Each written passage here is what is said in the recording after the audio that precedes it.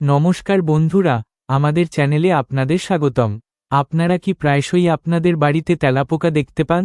আপনারা কি কখনো ভেবে দেখেছেন যে এটি কেবল অপরিচ্ছন্নতার লক্ষণ নয়, বরং এটি আপনার আর্থিক অবস্থা এবং ভাগ্যের সাথেও সম্পর্কিত হতে পারে? বাস্তু এবং ধর্মীয় বিশ্বাস অনুসারে আপনার বাড়িতে তেলাপোকার উপস্থিতি নেতিবাচক শক্তির বৃদ্ধি নির্দেশ করে, এবং এই কারণেই হয়তো দেবী লক্ষ্মী আপনার বাড়িতে থাকছেন না। আজকের ভিডিওতে আমরা ব্যাখ্যা করব তেলাপোকা কেন দেখা দেয়, তারা কি অশুভ লক্ষণ বহন করে এবং কিভাবে তারা আপনার অগ্রগতিতে বাধা দিতে পারে।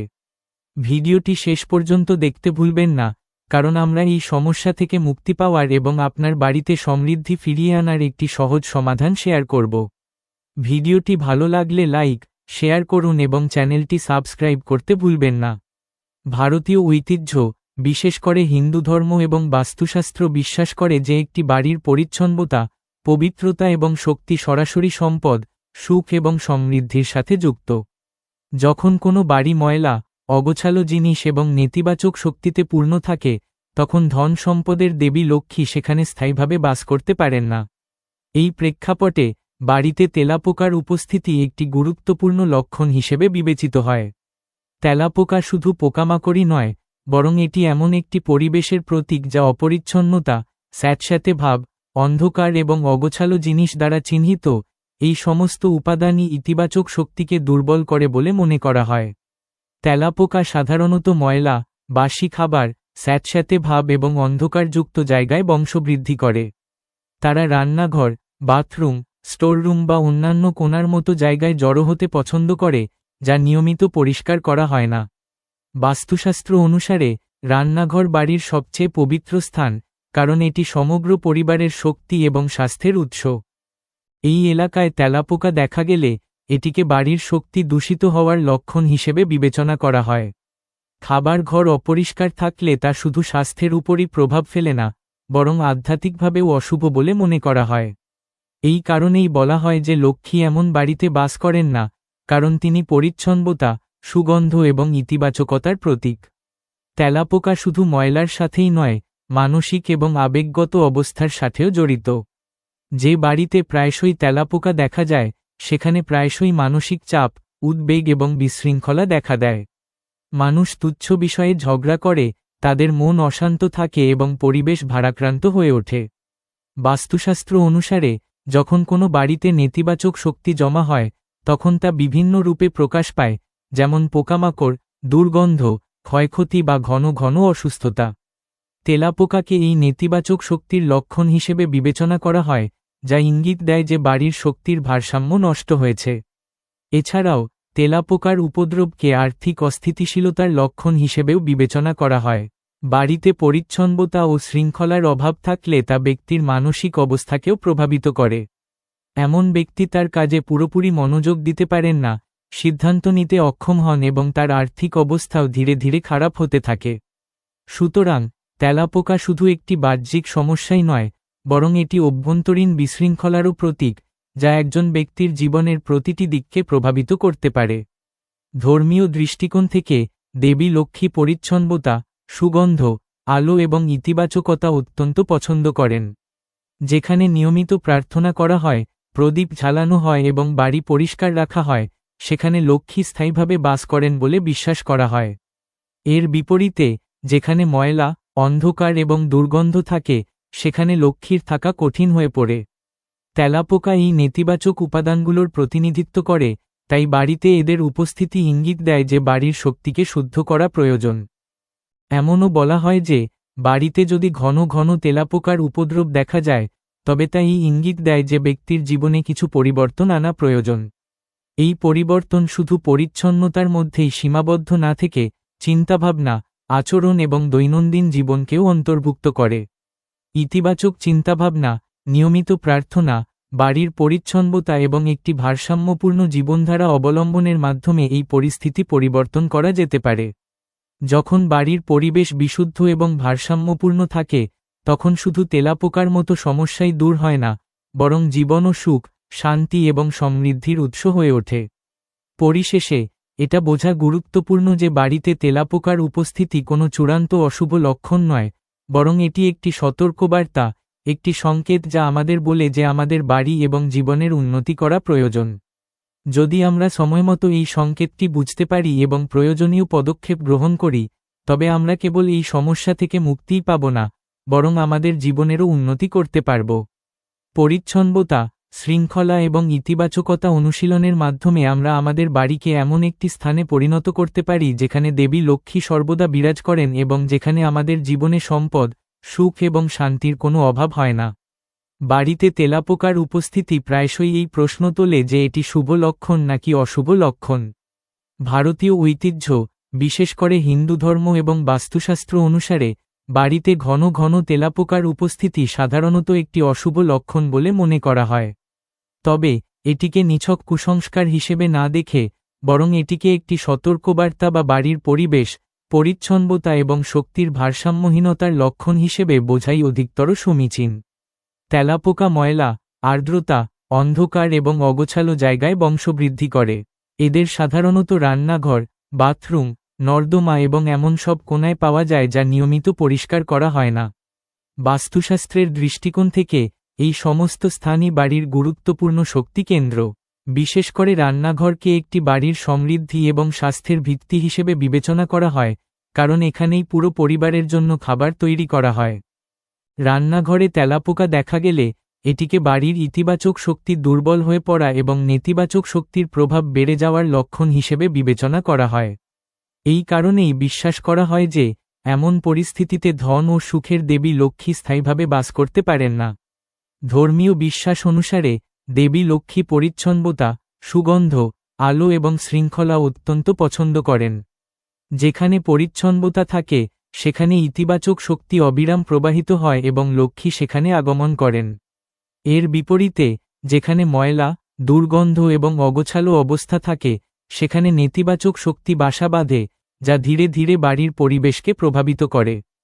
তেলাপোকাকে এই নেতিবাচক পরিবেশের প্রতীক হিসেবে বিবেচনা করা হয়। তাই যখন বাড়িতে বারবার এদের দেখা যায়, তখন এটি ইঙ্গিত দিতে পারে যে বাড়ির শক্তির ভারসাম্য নষ্ট হয়ে গেছে এবং তা সংশোধন করা প্রয়োজন। তেলাপোকা কেবল বাহ্যিক ময়লার সাথেই নয়, মানসিক এবং আবেগগত অবস্থার সাথেও জড়িত। অগোছালো বাড়িতে বসবাসকারী মানুষেরা প্রায়শই অস্থিরতা, মানসিক চাপ এবং অসন্তোষ অনুভব করেন।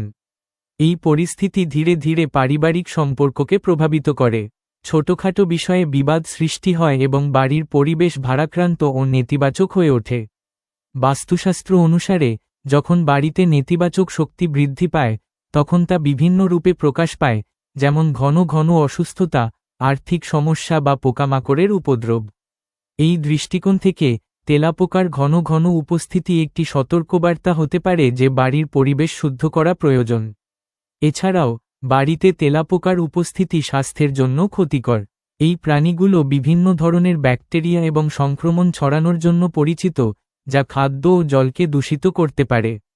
যখন বাড়িতে স্বাস্থ্য সমস্যা বৃদ্ধি পায়, তখন তা সরাসরি আর্থিক অবস্থার উপর প্রভাব ফেলে, কারণ চিকিৎসা ও ওষুধের খরচ বেড়ে যায়।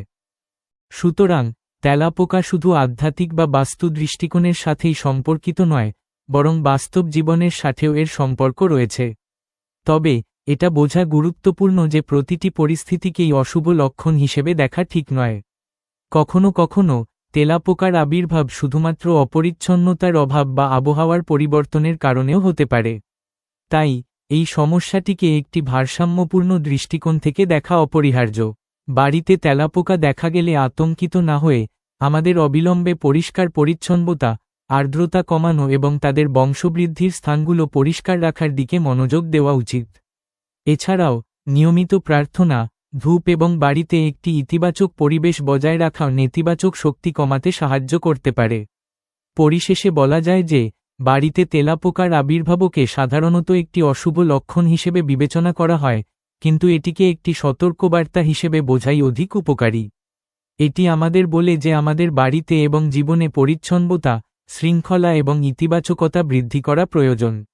যদি আমরা সময়মতো এই সংকেতটি চিনতে পারি এবং প্রয়োজনীয় পদক্ষেপ গ্রহণ করি, তবে আমরা কেবল এই সমস্যা থেকে মুক্তিই পাব না, বরং আমাদের জীবনে সুখ, শান্তি এবং সমৃদ্ধিও নিয়ে আসতে পারব। সুতরাং তেলাপোকার উপস্থিতি আমাদের শেখায় যে বাহ্যিক পরিচ্ছন্নতার পাশাপাশি অভ্যন্তরীণ ভারসাম্য এবং ইতিবাচক চিন্তাভাবনাও সমান গুরুত্বপূর্ণ, কারণ এটিই সেই ভিত্তি যার উপর একটি সুখী ও সমৃদ্ধ জীবন প্রতিষ্ঠিত। ভারতীয় সংস্কৃতিতে এবং বিশেষ করে হিন্দু ধর্মে রান্নাঘরকে একটি অত্যন্ত পবিত্র স্থান হিসাবে বিবেচনা করা হয়, কারণ এখানেই পুরো পরিবারের জন্য খাবার তৈরি করা হয় এবং খাদ্যকে জীবনের ভিত্তি হিসাবে গণ্য করা হয়। তাই রান্নাঘরকে কেবল রান্নার জায়গা হিসেবেই নয়, বরং বাড়ির সমৃদ্ধি, স্বাস্থ্য এবং ইতিবাচক শক্তির কেন্দ্র হিসাবেও বিবেচনা করা হয়। যখন এই পবিত্র স্থানে তেলাপোকার দেখা মেলে, তখন এটিকে কেবল একটি সাধারণ পরিষ্কার পরিচ্ছন্নতার সমস্যা হিসাবে বিবেচনা করা হয় না, বরং এটি একটি লক্ষণ যে বাড়ির পরিবেশ, শক্তি এবং শৃঙ্খলার মধ্যে কিছু একটা গোলমাল রয়েছে। বাস্তুশাস্ত্র অনুসারে রান্নাঘর হল অগ্নি উপাদানের আবাসস্থল এবং এটি পরিবারের আর্থিক অবস্থা, স্বাস্থ্য ও মানসিক ভারসাম্যের উপর প্রভাব ফেলে। এই স্থানে ময়লা, আর্দ্রতা বা তেলাপোকার মতো পোকামাকড় দেখা গেলে তা অগ্নি উপাদানের দুর্বলতা এবং ইতিবাচক শক্তির প্রবাহে ব্যাঘাত নির্দেশ করে। এই কারণেই রান্নাঘরে তেলাপোকার উপস্থিতি প্রায়শই একটি অশুভ লক্ষণ হিসেবে দেখা হয়।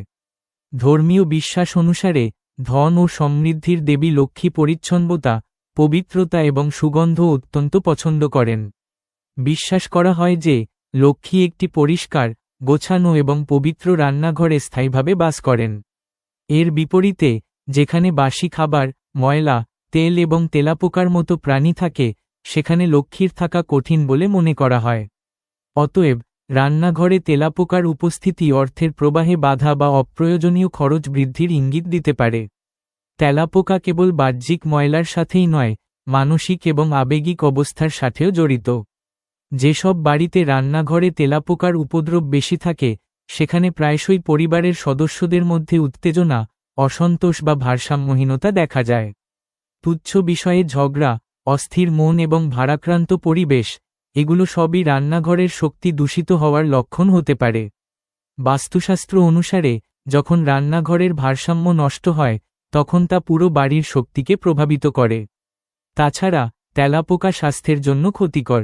এই প্রাণীগুলো ব্যাকটেরিয়া ও জীবাণু ছড়ায়, যা খাবারকে দূষিত করতে পারে।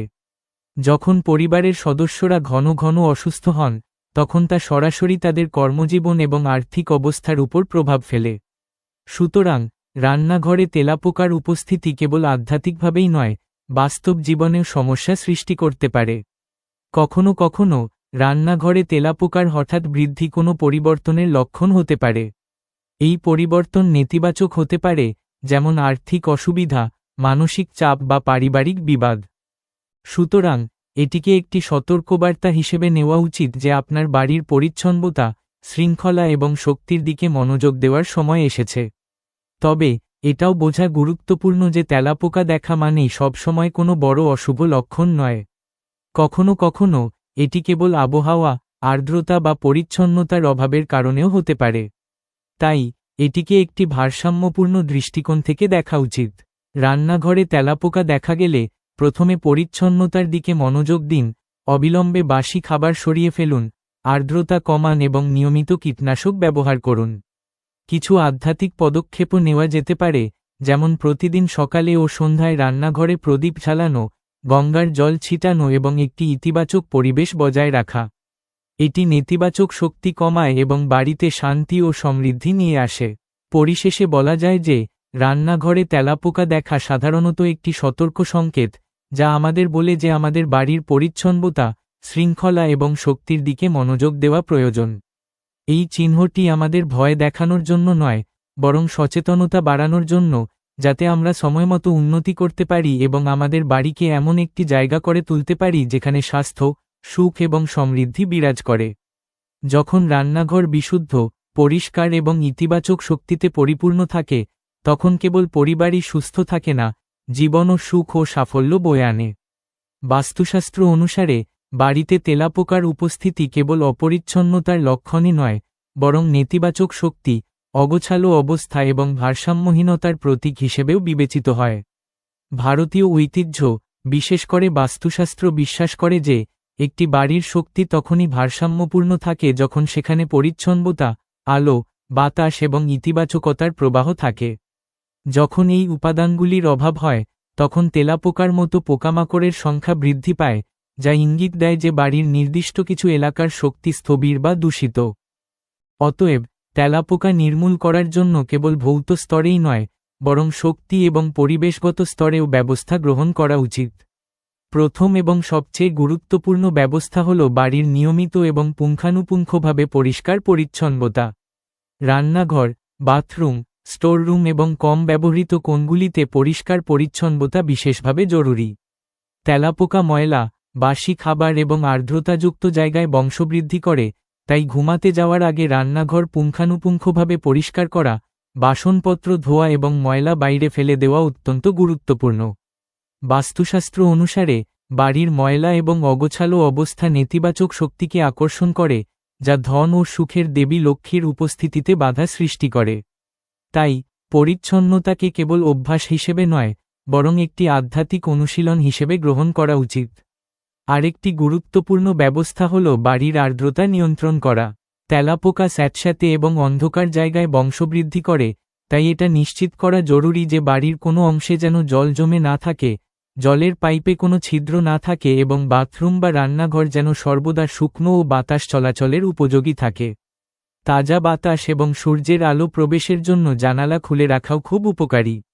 বাস্তুশাস্ত্রে, সূর্যালোককে ইতিবাচক শক্তির সর্বশ্রেষ্ঠ উৎস হিসেবে বিবেচনা করা হয়, যা নেতিবাচক উপাদান দূর করে। তৃতীয় সমাধানটি হল তেজপাতা, নিম পাতা, লবঙ্গ এবং কর্পূরের মতো প্রাকৃতিক উপাদান ব্যবহার করে তেলাপোকা তাড়ানো। তেলাপোকা এই উপাদানগুলোর গন্ধ অপছন্দ করে, তাই এগুলো রান্নাঘরে এবং ঘরের কোণায় রাখলে তারা দূরে থাকে। বিশেষ করে তেজপাতা এবং কর্পূর পুড়িয়ে তার সুগন্ধ সারা বাড়িতে ছড়িয়ে দিলে তা কেবল তেলাপোকাকেই তাড়ায় না, বরং নেতিবাচক শক্তিও কমায়। আয়ুর্বেদ এবং বাস্তু উভয় শাস্ত্রেই নিমকে শুদ্ধিকরণের প্রতীক হিসেবে বিবেচনা করা হয়।